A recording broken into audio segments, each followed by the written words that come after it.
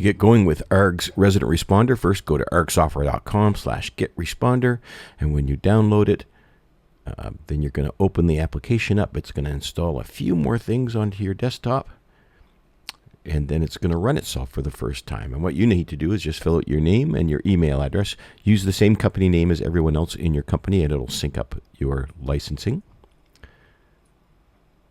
If you have Rent Manager, you can also set your configuration up for that. Just type in your corporate ID, your username, and typically the location would be the default location, but there's a pull down there if there's something else.